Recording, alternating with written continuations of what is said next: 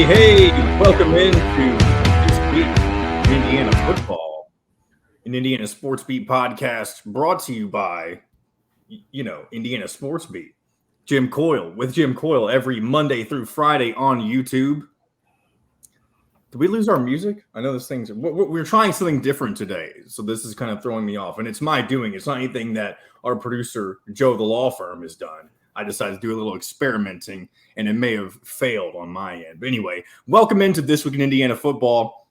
It is Maryland week on the Indiana campus. The Hoosiers coming off a 31-10 loss at the hands of Michigan on homecoming week. With me, as always, Dustin Schutte from Outsider.com.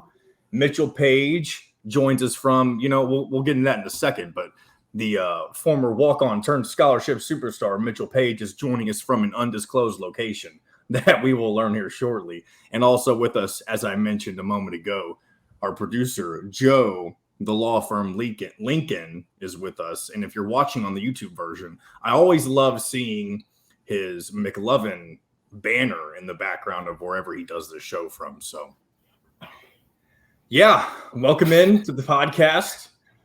I guess we need to go ahead and start things off with figuring out what's going on with Mitchell. He told us going into before we started recording this that he was going to be in his Jeep Wrangler, and I don't think that that's where he's at specifically right now. But it looks like he may have gotten out of his Jeep Wrangler. So Mitchell, what's going on? Yeah, I'm currently sitting in the Jeep. As you guys know, I live in South Carolina where it's usually warm. So I have no windows on this thing. So I'm sitting on the side of the road somewhere in northern Indiana because this is the most important part of my week. So I had to pull off and make sure I was with you guys. But it's been a great day. And we don't have any falling over semis. I'm not sitting in the middle of the road with no end in sight. We're in a good mood today. Well, that's good because there's, as usual, not a lot of good things to talk about with Indiana football. Obviously, you can find any silver lining that you want, and we may try to do that. But there's a silver lining, all right. You have a silver lining for us. Wait, well, hold on. I'm burying the lead, and it's because we talked about it on Monday. Darren Hiller is no longer with the football program. Indiana's offensive line coach was let go over the weekend. To many a surprise. I can't believe that. Thank you, Dustin, for making the light bulb go off in my head, because I was like, what do you mean there's a silver lining? We haven't even had a chance to discuss what happened, but yeah, the thing that we've been talking about since the end of last season when Nick Sheridan was let go, the question was, why is Darren Hiller still on the staff? And we may not never know the answer to that question, but I know that he is no longer. Well, but I won't. I'm not going to reveal it for obvious reasons. But go ahead. Okay, yeah. Well, we all know the answer, and that's the case. I was trying to, pretend. I guess we can't. I guess we can't say. You can't. I mean, it's. I mean, it's. I don't know how you say that. It's like truthful speculation, or I don't know how you would properly phrase that. So there's no point to put it out because it's never gonna be confirmed. There's no way it can ever be confirmed. So. There is a source close with Indiana Sports Beat that had some information about speculation. I like to speculate wildly, and then whatever repercussions come down, just come down. But we won't reveal why he was still on staff. I'm not going to get the other three in trouble. I don't care if I get in trouble. Exactly, because we don't know, though. It's like we said, we don't know the answer, and we'll never know for sure the answer of why he was still on staff. You can make an educated guess based on information you're given, but that's that. He's gone. Rod Carey has been elevated, which, as if you listen to Indiana Sports Beat Radio, Jim, I totally agree with him. It seems like it's already an elevation in terms of when you look at Rod Carey's track record. First of all, he's an Indiana alum. He was the head coach at Northern Illinois for quite some time. I believe he was the head coach during some of their more prominent years, whenever they – you can correct me if I'm wrong, but was he the head coach when they went to the Orange Bowl? I don't know. I could be like very wrong on that. I feel like that was Dave Doran, but I could be. I don't know for sure. I'm going to look it up right now here on the Google machine. Northern Illinois. You might be right. Okay, so he was the interim. He was the interim. So he was on that staff. They went 12-2, 11-3, 8-6. I mean, he had some good seasons there at Northern Illinois, and I think he was on a team that beat Purdue that year. I think 2013 team. I think that team beat Purdue. Yeah, taking over the squad that he was given his first 3 years as full-time head coach.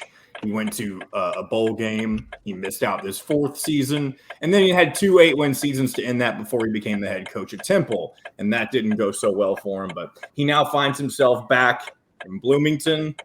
I don't know if this is going to be a permanent, filling. But, I mean, it seems like it's somebody that Indiana would have gone after in the offseason anyway, Are we just going to ignore the fact that I can hear Mitchell's blinkers going on? Here's the thing. When you host a show or produce a show for your full-time job, you learn to block out some of the things like that. And yes, it's annoying, but you also ignore it at the same time. Thank you for telling me. So what I'm trying to do here, I knew that they were going. I was like, I don't know if you could tell me I was not really. I'm trying to put the phone away so you can't hear it. But I'm in the literally a middle of nowhere road. Oh. There's farmhouses on either side, and I didn't want it to make it look like I'm just some creepy guy sitting on the road. So I'm trying to let them know, hey, I'm just in here, I'm doing something. But instead I'm just gonna look like by all means, children of the corn. We don't need Indiana State Police coming up, and I mean maybe we do. That would maybe more views than we've had. Right. What could else could go wrong? That might be fun. We might make a new friend. He might give a prediction on the game this week. Oh, that's true. Never know. Yeah, that's true. Yeah, you never know. So I apologize. Thank you for saying something, because I for sure would have let that go the whole show. Definitely. So the reason I didn't say anything is because I thought that you were using it for a reason, and that it was just you were going to turn it off after you. I honestly thought when he told us before we went live he was going to pull over, I thought he meant into an actual parking lot. So I was like, his turn signal is still on. I'm in the middle of Indiana, dude. There are it is a stretch of highway forever. I think this highway just never ends. I think Mitchell is actually an international fugitive. That's why he's in his vehicle so much. I feel like I'm always doing something. I don't do anything, but whenever we have to do this, I'm always doing something. And it makes me feel like you can't keep up.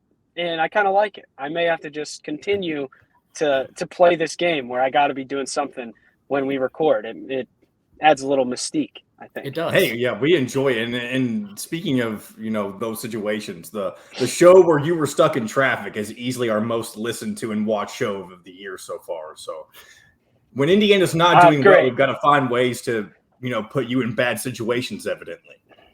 Yeah, I don't know that is pretty laughing at my pain is what that feels like.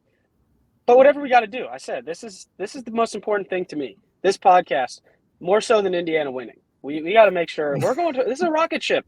It is. We're on our way to the top. We do what we can. And I've actually, this may, I don't want to say ruin my credibility because I have a valid reason, but I have a confession. I didn't watch the Indiana-Michigan game this weekend, not because I didn't want to. And then I also chose not to watch any highlights after I saw what happened. But I was in Buffalo, New York, for those of you who watch Indiana Sports Beat, listen to Indiana Sports Beat. I mentioned that. I was visiting some family over this past weekend in Buffalo. And I was keeping up with the game, with the score and that kind of stuff. So at halftime, when I saw that the game was 10-10, my stepbrother brought that to my attention. He's like, oh, it's 10-10 at halftime. I'm like, yeah. The final score will probably be 34-10. It was 31-10. So I'm not trying to. I realize I'm tooting my own horn, but I feel like I have a right to at this point. Yeah, brag. That's bragging, but I respect it. Because I didn't watch a ton of it either. I watched the second half. I was playing in a golf tournament this weekend, so I was kind of taking a peek over whenever I could. It just felt like they were getting ready to take off the whole game. They were just wearing, and same old issues, man. It finally came to a head. I mean, they just couldn't block. They were lifeless dummies standing out there that Michigan was just running through and putting Connor Bazelak in a coffin on every play. I think we would have been, I've said this before, we would be more efficient on offense if we had no offensive line and just 10 receivers. Hey, Mitchell, if you will, I hate to interrupt your point, but for some reason your audio is like glitching out on us. Would you mind dropping out? Oh my gosh, dude. Okay, I know. It sucks. I'm going to mute myself. I'm going to move. I'm still on. But you should probably drop out though. This happens to Dustin sometimes on the Daily Show. The Daily Show. Go, bye. That's sometimes I called Indiana Sports Beat. Jim actually, so that whenever I first got involved with it, they referred to it as the Daily Show. Not officially. They still called it Indiana Sports Beat, but addressing it casually, they always said the Daily Show. I don't know why that is, but we may never know. Use that terminology anymore, to my knowledge. So, but yeah, Dustin, you were down at Ben Hill Griffin Stadium again, weren't you? I was at the Swamp, so I did not see the game live. I did go back and watch it, and I was. Hey, look. I thought it was impressive the fact that Indiana was down 17 to 10 in the fourth quarter with the football and a chance to potentially tie the game. Like I would have never you guys heard my score prediction last week.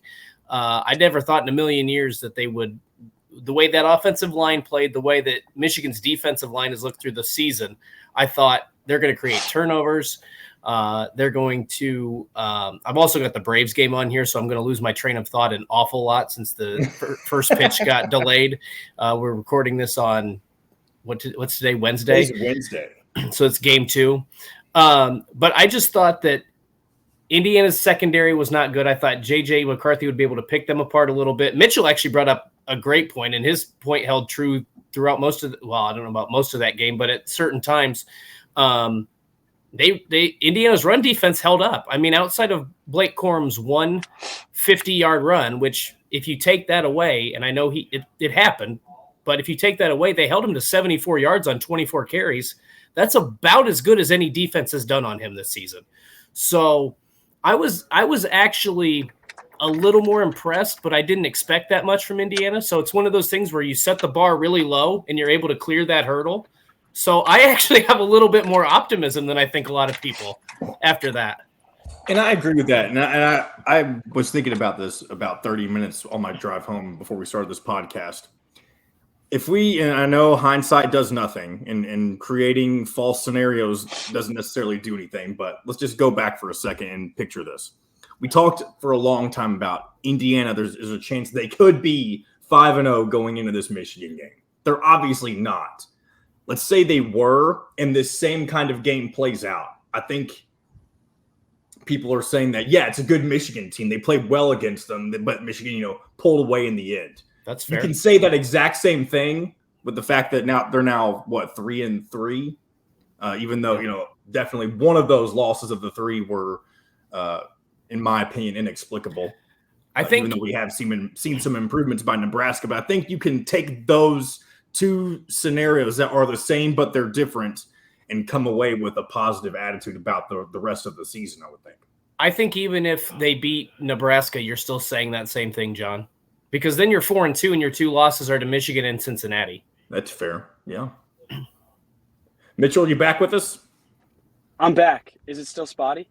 No, and crystal clear. The lighting makes you look like you're in some sort of men's warehouse type of thing. Yeah, men's warehouse. All right. I get that a lot when I'm just kind of walking around, so I appreciate it. No, I'm just kidding. But I just kind of turned. The lights in here are not very good. I feel like I just said something that Jim would have said. He's rubbed way too much off of me. Why the hell did I say that? Yeah. That's kind of weird, to be honest. I feel like we've got a little different relationship now, but that's okay. We're going to move on past it. He may or may not retire from this podcast after. Yeah, I may start driving again, to be honest, but it just is. I think you're making. When I think about where Indiana currently stands and how historically bad they are at some facets of the game, to still be sitting here 3-3 and have a chance to go against a Maryland team that is, it was supposed to be one of the best teams in the conference, from what I understand, and they're good. But I really feel good about this week. I think the offensive line, hopefully we get a little in the Nebraska thing that's going on where you get a new coach and you get some inspiration. You play with some fire finally. Maryland rushes the quarterback about as well as we block for the quarterback. So it's going to be a pillow fight up front. Hopefully you get some confidence. And I think when Connor Bazelak has some time, I was reading – I can't remember what I was reading, but Indiana still ranks like – seventh in there, fourth in the conference in 20-yard plays, fifth in the conference in 30-yard plays. They still have some explosive plays. And when you let Bazelak get his feet set, which has been so few and far between throughout the year, when you allow him to get his feet set, I think he's a pretty solid guy back there. I agree. And when you get him in a rhythm, we saw it at the end of Illinois. We saw it kind of sporadically just throughout the season where you get in a rhythm and you start marching. That's the way that the offenses that I played on, that's the way that we operated. If we were in a rhythm, we were unstoppable. If we weren't in rhythm, we went nowhere. And there was a lot of 3 and outs. And I think that's kind of where Indiana is. They need to find some rhythm. It obviously starts up front, but you've got some receivers that are making plays. Cam Camper is phenomenal. I think Emory Simmons is transitioning into the slot, and I think he's getting a little more comfortable. You're starting to see some guys step up on offense, at least. Now we've got guys that have to step up on defense all of a sudden. But I feel really good about where Indiana is relative to kind of my expectations at the beginning of the year. I think they've exceeded them. Joe, were you better off than me and get to watch this game this past weekend? Yeah, I was actually on the field, so I had a first-person perspective of everything going on down there. And that's what I'm talking about. That's true media, baby. That is. I told you we're a rocket ship. Anyways, after seeing Michigan's first drive, their first drive was like a walk-in touchdown. There was no defense whatsoever. They went down straight away and scored. And all I could think to myself was, and the people that I was even talking to down there was just like, man, this is just going to be a good old-fashioned Michigan maize and blue blowout. And it didn't turn out that way. It really was a fight in the first half. I was impressed with how Indiana was playing. I think the offense held up decently well on the drives that they had that went down the field. I think that the defense definitely showed up. By the way, don't know if y'all saw this, Dasan McCullough on 3 midseason freshman All-American list. I would agree with that for sure. He's been playing unbelievably. I don't know if he had any particularly great highlights from this past week, but regardless, solid, man. He's the best. I think he's one of the best players in the Big Ten, to be honest. Absolutely.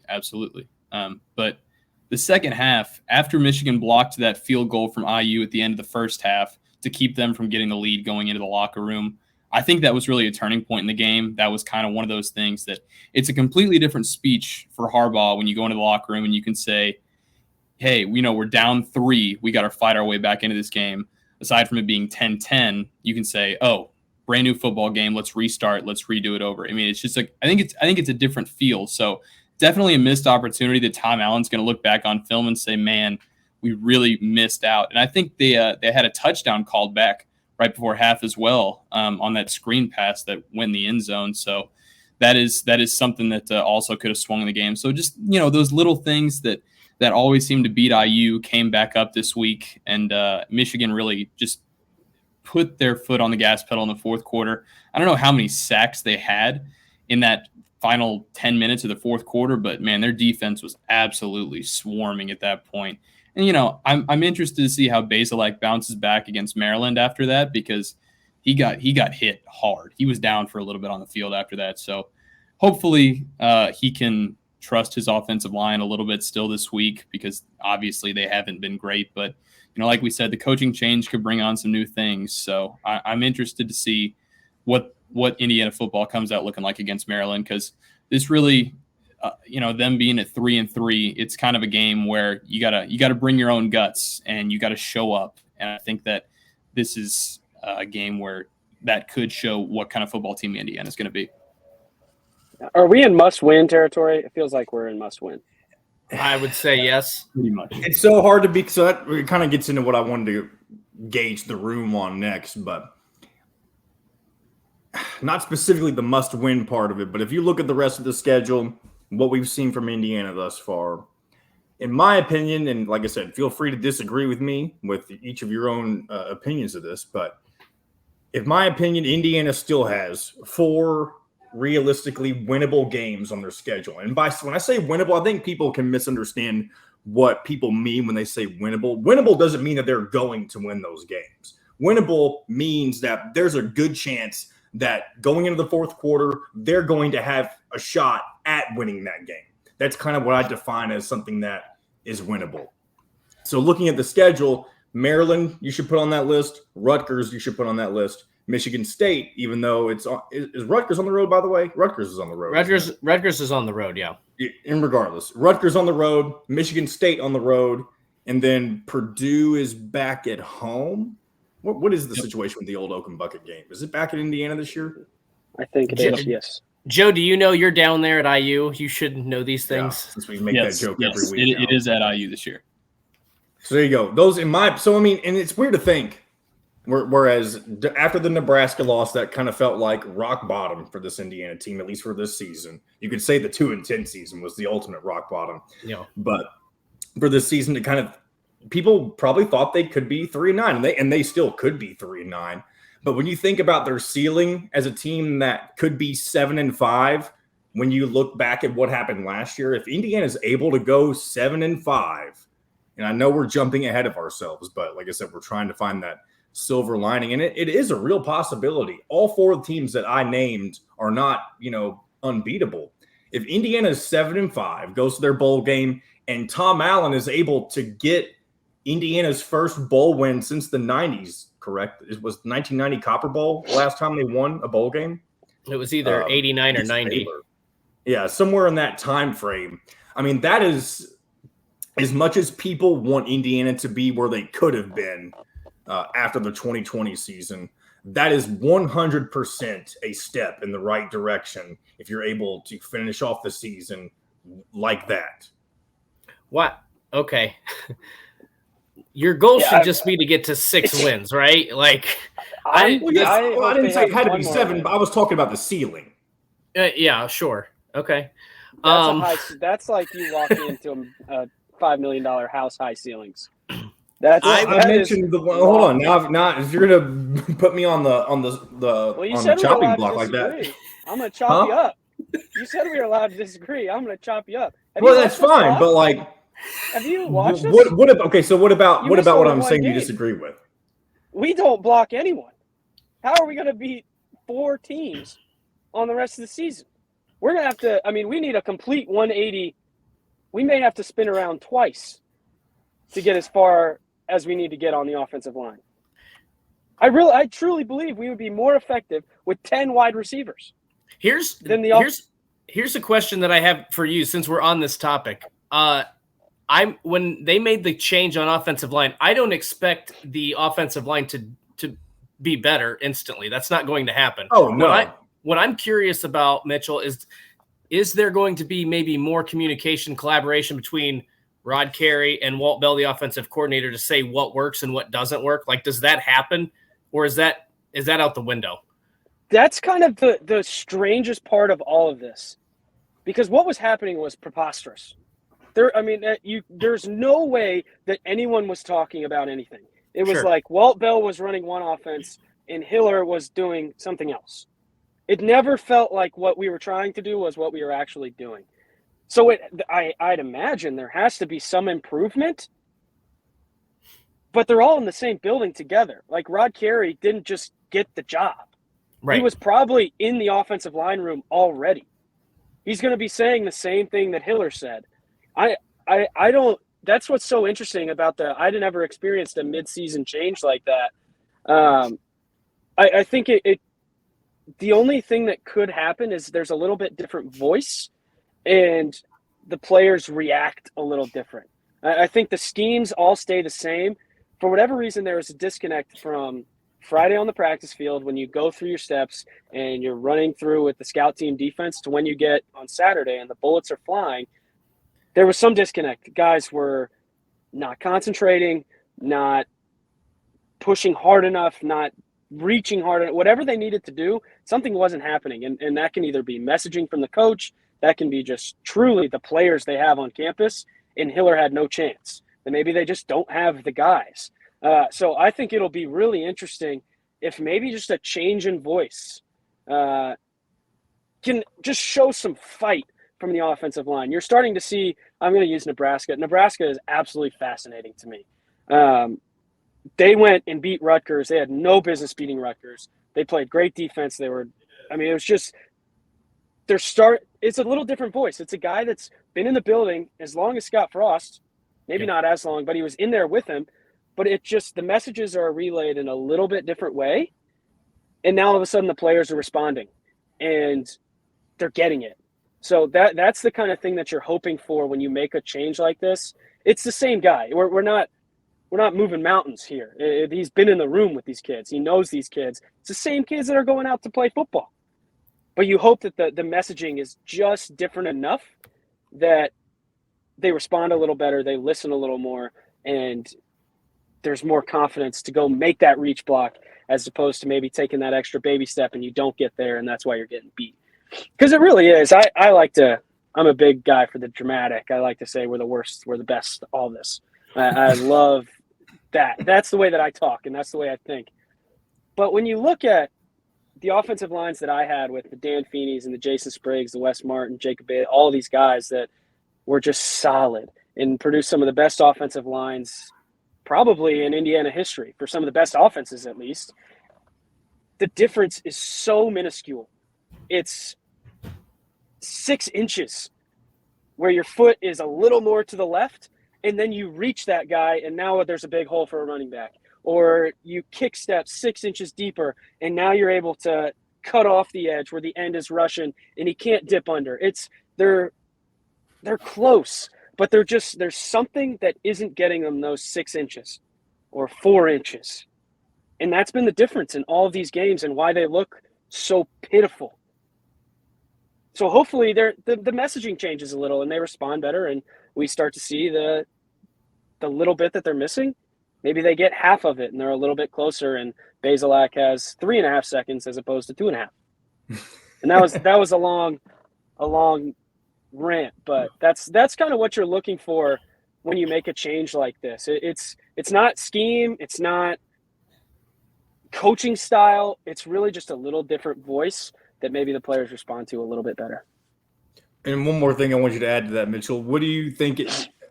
This may mean nothing, but some of the offensive line commits that kind of reached out and said, I'm sticking with the program. What do you take away from that? Yeah, I think it could be, you can look at it one of two ways. I believe that those kids have probably been on campus and fell in love with the campus, fell in love with the program. Everything that you need is in Bloomington. It's a beautiful place. It's a fun place. The program is going in the right direction. We think it's not. We're improving. But you could also look at it as, well, they didn't really play. They didn't want to play for Hiller. Maybe there was some kind of conversation where this guy's out anyways. There's a lot you could look into it. I like to think that players chose the school rather than the coach, or maybe they chose Tom Allen over Darren Hiller. I like to believe it is a positive, and you just have a group of good kids that want to play at Indiana rather than play for Darren Hiller. Well said. I don't even know where to go from here. That took. Felt like we should close out the show. Yeah, I'm just like, what else is there to talk about? Like, Mitchell, you just need to. I'm not as stupid. That made me feel. I'm usually pretty dumb. I feel really smart. I learned something. Yeah. This is like the second or third straight week I've learned something from you. This is exciting. It's good. Yeah, this is good. We went from maybe Indiana can be 7-5 with my dumb ass to real hard facts from a former player. Absolute banana land. 7-5 is hilarious. Is it? It's possible. Yeah, we're going to stay in banana land. I'm not, and I said this at the beginning of my little tangent about this. I didn't say it was going to happen. I said it could happen. I think if they get a little better on the offensive line, we become a problem. I truly believe that. We're good at run defense. We play great run defense. we are improving in the secondary. I think Taiwan had some issues early. They targeted him a bunch against Michigan, and I think he's getting back to where he used to be a little bit. Need some kids to step up, but we've got a running back, and Jalen Lucas is absolutely electric. I think I talked about this last week. They're worried about his blocking.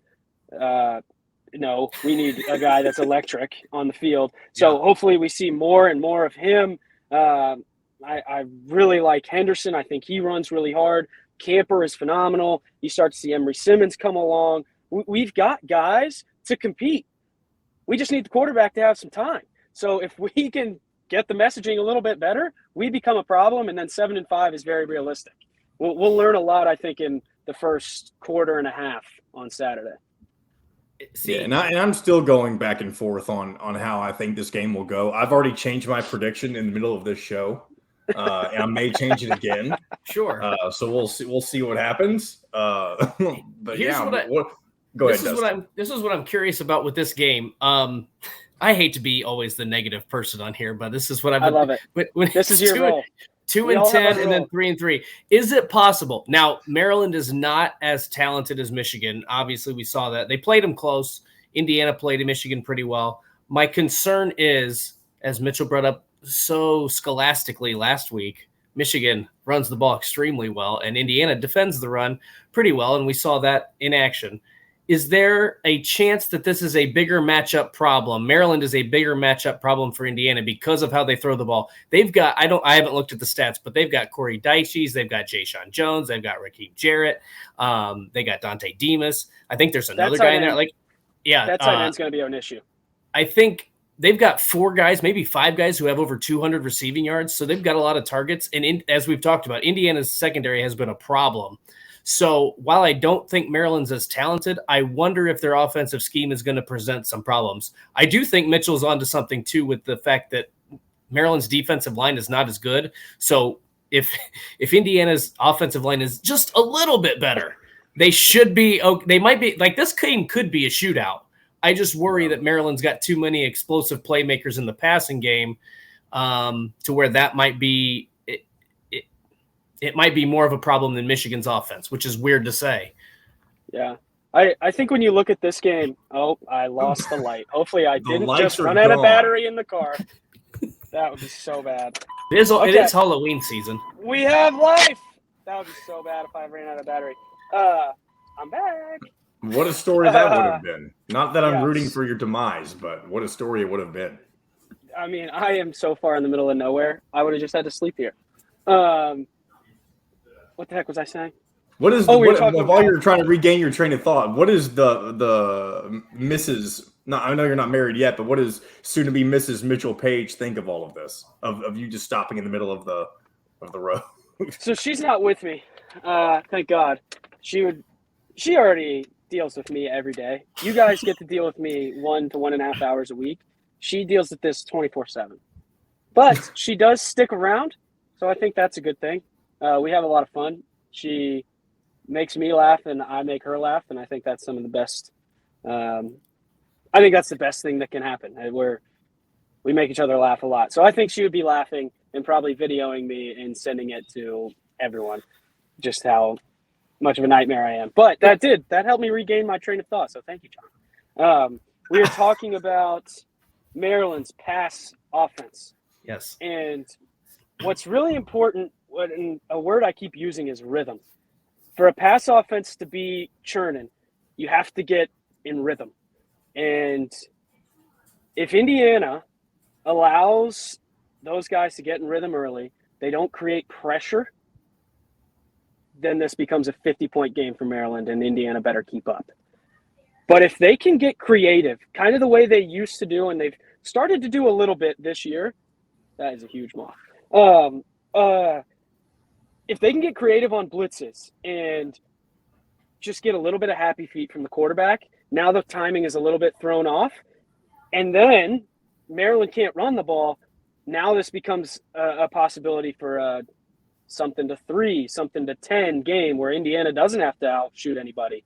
I hope to see Tom Allen understand that we got to apply some pressure and they don't just go to 5 defensive backs right away and play soft coverage and try not to let anybody underneath or over the top, just give up the underneath stuff. Because those underneath throws get the quarterback in rhythm, and now you've got timing stuff that is down the field. You're doing all kinds of different things, attacking different zones, and now you get confident, and that's when an offense really churns. If you can get them off their cadence, off their counts, off their scripts early with unique blitzes, corner blitzes from the field. One of my favorite blitzes they did in 2020 was they had a really slow, and hopefully we see this one, so pay attention to it, a really slow walk-up free safety from the field. He would come up and play like at linebacker level, walk up, and he would go on the snap, and it was an A-gap blitz right up the middle from the strong safety. You never see that. The offensive line is not really counting him in their count of who they're going to block, and that's why that blitz was so successful. They're expecting him to come off the edge, so they're going to push to him rather than have to kind of count to him. So it's like sliding protection, or I can't remember exactly what the word is. It's like they block in to make sure that they push everyone out. They don't really count that safety. So if they can get those kind of blitzes churning and get the quarterback off his rhythm, and now they're starting to react to us instead of just running their offense, that becomes a big advantage for Indiana, but they have to do that early, and it'll be interesting to see if they try to light them up pretty quick in the first quarter. I'm hoping that they do. Any other final thoughts on I feel like, and I'm going to sound like a complete idiot here, but I feel like there's nothing else to say. I feel like Mitchell should just go and analyze every game and come in and game preview everything. I feel good about the Maryland teams were always so interesting. They play very similar to the way that we play or used to play. I think we run the ball. We used to run the ball a lot better than they did, but they try to get out and play fast and score points in 2 seconds and then hold on for dear life. That's kind of the way that they play. So I kind of understand the way that they're thinking and what messes them up. So I'm hoping to see some stuff that we didn't like. And I don't think they're going to like it very much either. And I also think our quarterbacks were way better than that kid. I think he's got a bunch of talent, but he's somebody that's going to get rattled. He isn't going to bow up. So hopefully we can get some pressure. You'll see. Plus, and not to mention Tua, he dealt with a lot of, or Talib rather, was dealing with a lot of the aftermath of what Tua was dealing with prior to last game. I remember that said it really affected him mentally going into. I'd imagine. Yeah, so I doubt that'll be as much of a factor this week, but like you said, maybe he won't bow up. Who knows? But any other final thoughts on Maryland? Here's one thing. I think if Indiana wins, it can't be a shootout. I don't think Indiana's comfortable being in a shootout right now. They want to play at a Tom Allen style of pace where I think you want to keep it in the 20s at the highest, the high 20s, I guess is what I'm getting at. So that's kind of my biggest or last takeaway after, all of the knowledge that Mitchell just handed to us. So what else you guys have? Go ahead, Dustin. Okay. The only thing I was going to add to this is this isn't a typical Maryland team in that usually if you came out and you punched Maryland in the mouth under Mike Locksley, they would kind of roll over and you could score 50 points on them and they wouldn't put up much of a fight. And that was kind of the same thing with if they lost one week, the next week they might come out flat. This is a completely different team. You saw Michigan repeated. Michigan hit them in the mouth 7 times. They got up off the mat 8, right? And you saw that against Purdue. They had chances to win that game. They looked like they were down and out. They scored a late touchdown. Probably game should have went to overtime. There was some questionable calls in that one. But this team fights, so they're going to come out. They're going to play pissed off. I think Mike Locksley has adopted a us against the world type of mentality, and Indiana's got to be prepared for that because if they're not, we've talked about their offense is explosive. They can put up a lot of points in a hurry. So you've got to come out of the gate. You can't. To me, it's more dangerous to give up a quick 7 points against Maryland than it was against Michigan because they will not quit. Mike Locksley, if he thinks he can put 60 points on you, he's going to do it. And that's kind of what Mitchell was alluding to. That's kind of the same offense that they used to run under Kevin Wilson. So just a different mentality from Maryland. That's a thing that I don't know that they had. Maybe they had it a little bit last year, but this is going to be something new that Indiana hasn't seen much out of that team specifically. Yeah. You've got to apply pressure early and often. Indiana has to play offense on defense. Force them to make plays. You're going to get – and I think – so this is what I think. If you give up a 7 early touchdown that's 10 plays, that's a problem. But if you give up a touchdown on 3rd and 13 when you're bringing heat, that's okay. If you give up an early 50-yard touchdown that's over the top, it's single coverage because you brought a cross blitz that you were trying to get to the quarterback and they just didn't get home, you can live with those. It's the slow, methodical. They start getting 3-4 yards a carry. They're pitch and catch wide open in the zones. That's the rhythm we're talking about, and that's where you get in trouble. So I'm just going to keep saying it. They have to be aggressive on defense. This is one of the few games where defense, I think, is going to be more important than offensive efficiency, just in terms of the overall confidence and game flow for Indiana. Well, there you go. It sounds like we know exactly what needs to happen. So with that being said, I think we've only got about 15 minutes till we need to let Dustin go. So we're going to try to go ahead and roll through these pick'ems.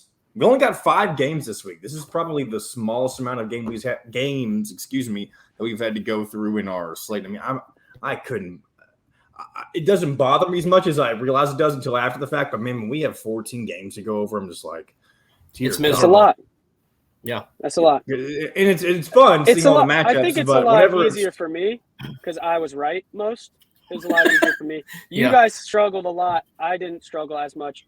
And I'm probably in second now because Joe's giving me the finger. Am I in second place now, Joe? To be fair, he's not giving. For those of you who just it wasn't the middle. It was the hold so fast my finger. Yeah. He was giving you the Dikembe Mutombo. Yeah, it was a finger wag as opposed to the other one. Yeah, I have the feeling I'm not in first anymore, but at least early on. Let's go back to the 14 game weeks because I was rolling in those. Yeah, well, Mitchell, we alluded to this last week, but your Indiana fandom kind of didn't do you any this past week. Oh, and it'll kill me for the rest of my life. For the rest of my life. Okay. I mean, I know you got to ride with them, but you know what? I'm picking them again this week. I'm not even going to start this argument. So I wouldn't even say that it's a fandom. I would say it's an allegiance. It's a religion. I mean, we play Ohio State. I mean, this is a little preview for future shows. I mean, Indiana's going to win, so yeah, I'll go down with the ship. And that's he'll give the greatest analysis of why Indiana why we're going to win the lose, game, and then we're going to win the game. Yeah, we're going to win 35-31. All right. So with that being said, 5 games. So what's the standings, Joe? We'll go. I'm going to give myself a little credit here. I went 5-1 this past week. Nice. So that is my best week so far. Made up a good amount of ground because you all didn't believe in Brett Bielema. He had the week of his life, and Illinois is still rolling, by the way. And Indiana beat them. This. Did I not pick? Right. Did I not pick Illinois to cover against Iowa? I thought I did. No, you picked Iowa to cover. Because Illinois was the favorite, John. Oh, okay. I may have picked Illinois to win in my head, but not to cover. I got you. Yeah. Anyways, Mitchell and Dustin are now tied at the top. Oh, and I have now overtaken John once again for the 3rd spot, and he is in 4th. So it's getting pretty tight. Everyone is within 1 game of each other. Okay. So we're in a big race, tight race here in the middle of the season, week 7.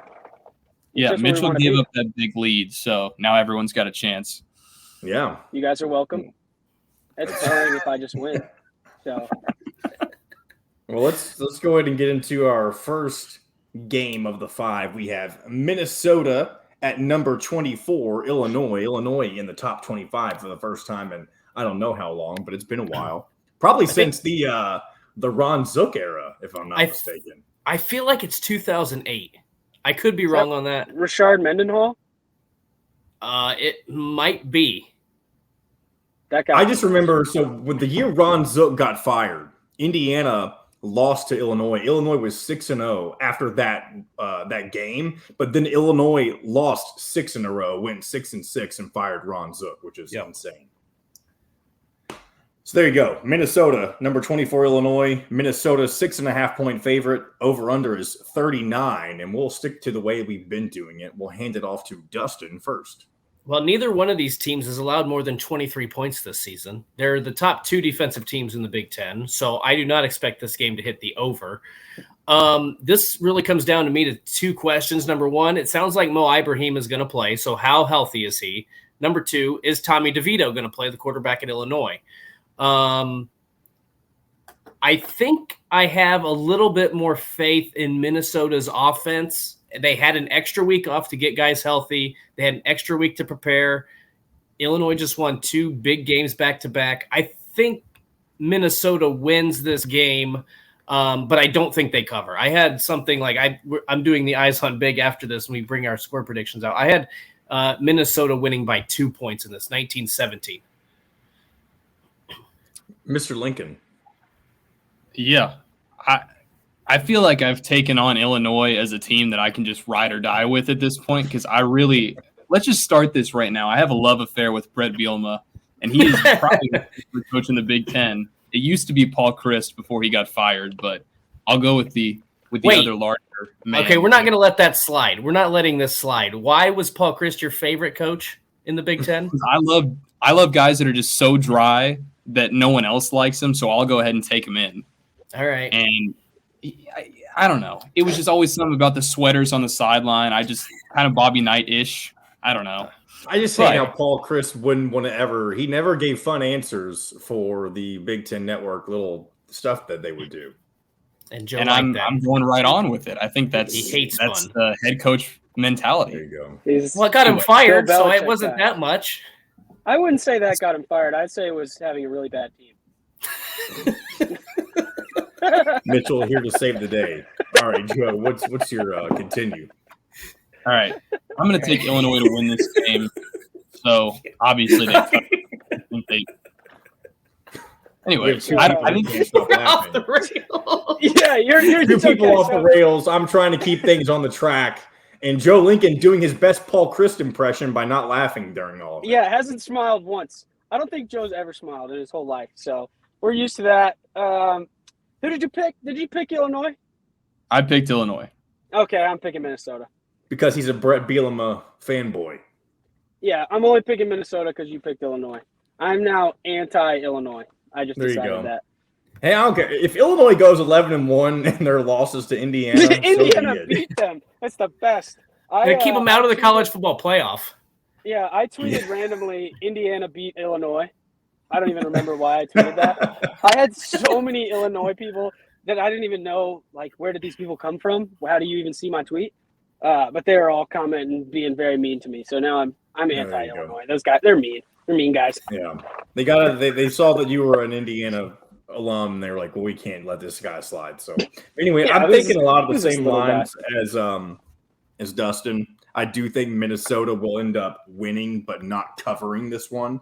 If Artur Sikowski is the guy for Illinois in this, I just don't think that. Good point. And yeah, I know he finished the game against Iowa, but I think for a full game, I don't think that this is going to be the answer for them. So is that the Illinois guy, Arthur? Who? Artur Sikowski used to play for Rutgers, actually. He did. Oh yeah, nice guy. Nice guy. Can you guys see me? He was the head of the church of shop. Little do you know. You can't see me for nothing. No, who knows what Mitchell's up to? But we've been talking about Minnesota and Illinois for longer than we should have. So we're going to move forward, and we're going to talk about Wisconsin and Michigan State. Wisconsin, 7.5-point favorites. Over/under currently set at 49.5. Dustin, what do you? I found it very hard to pick all these games this week. I'm going to go ahead and say that. But Dustin, go ahead. I'm going to ask because I wasn't paying attention. What game are we doing? Yeah. Sorry, you're busy watching the Braves. No, actually, I was trying to figure out what Mitchell was doing. I had to eat some gum. And then a funny joke popped into my head, and we're talking really, about I'm like Michigan State, I'm like Wisconsin, a canary. Man. Pay attention. All right. You got to be ultra focused. I think Michigan State's really bad, and I think Wisconsin found a little mojo. So I'm going with Wisconsin to win and to cover. What's the spread? 7.5. 7.5. Okay. Wisconsin. Yep, I like Look it. at me listening. Yeah. Wisconsin put a whooping on Northwestern last week, and I think that gives them some momentum with their new interim. So ride with the Badgers this week. They're going to win the game. Same. I think Mitchell's checked out. He's going to keep giving us one-word answers, but I'm okay with I that. mean, I don't watch those two teams. I don't care. I think Michigan State is terrible. Yeah. I think Wisconsin is a little bit not as bad. So there's my analysis. I think Michigan State is one of the worst teams in the country. They're horrible. I think Michigan State is dealing with the exact same, I guess, type of season that Indiana dealt with last year. Yes. Super hyped going into the season because they had a phenomenal breakout of a year under Mel Tucker, and now everything is falling by the wayside, and they can't recover from it. I mean, literally the spitting image of Indiana last season. Yeah. So yeah. Because of that, I'm taking Wisconsin not to cover, but I'm taking them to win. I guess that means I don't know how against the spread records work. I'm probably going to be further down fourth place after this week. But what do you mean you don't know how you get what? I don't know how. I mean, do you think they're going to win by 8? Well, no. I know how who you're choosing, but I don't know how the record works because aren't we keeping track of both records?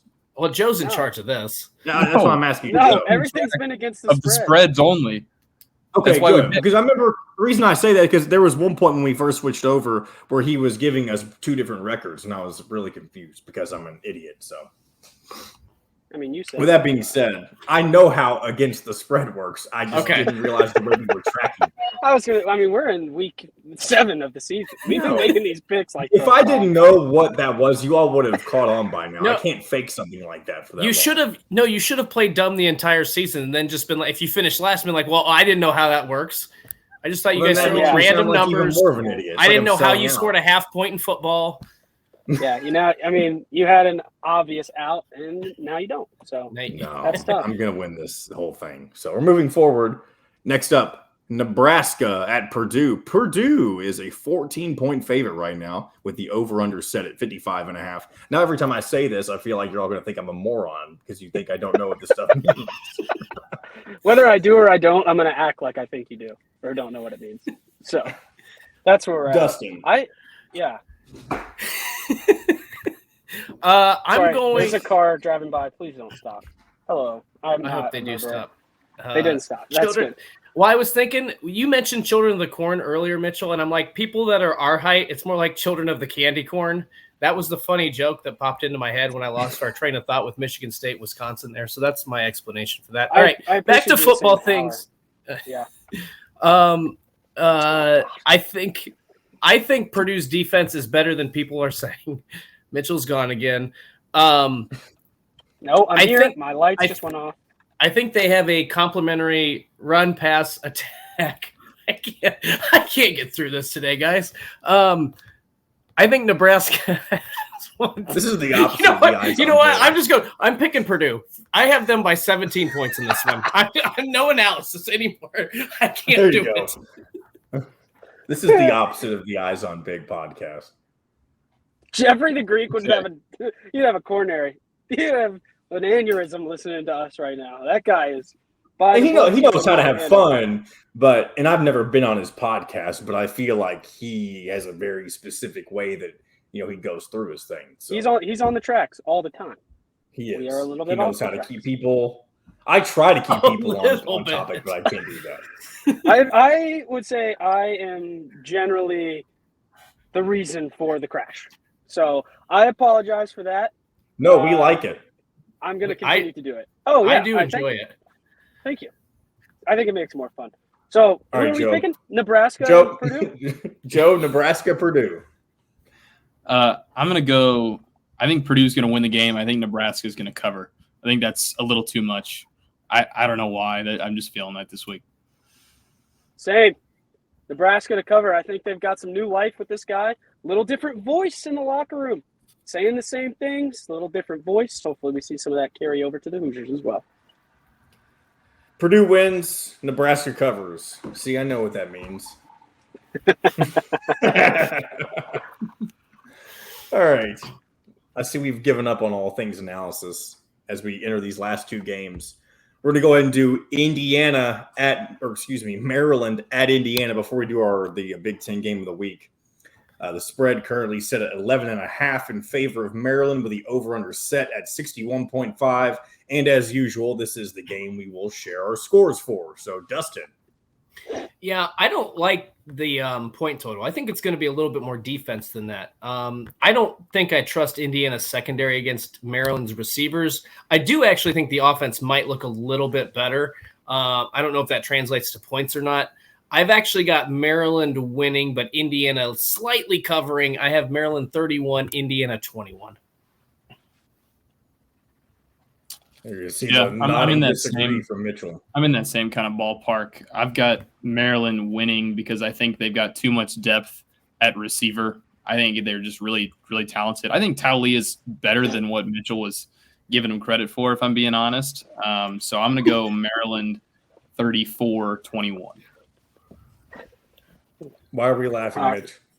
I was giving him the finger wag the whole time, the Dikembe. He was. I think the Hoosiers, they apply some pressure. The new voice gets the Nebraska effect. 27-17 is my prediction. I think the Hoosiers get on track. They get a win that I believe is must win. Michigan State's bad, but they're just, for whatever reason, they're hard to beat for Indiana. So I think this is about as must win as they've had all year, maybe outside of the Illinois game. They somehow won. I love to say that. They beat Illinois. That's the best. But I think we're back in that must-win category, and I think they get it done. Yeah, I'm actually in a very similar boat. I wasn't in that boat coming into this podcast. I'll go and say what my score was. My score originally was 35-28 in favor of Maryland. I've decided to keep Indiana's score at 28, but Maryland only scores 23. I think Indiana is going to be aggressive, like Mitchell says, on defense, create some turnovers, get Maryland rattled, and that's going to be enough for Indiana to cover. And you think Maryland will kick 3 field goals? I think Maryland you can do that in any other way. You can get 3 touchdowns and a safety.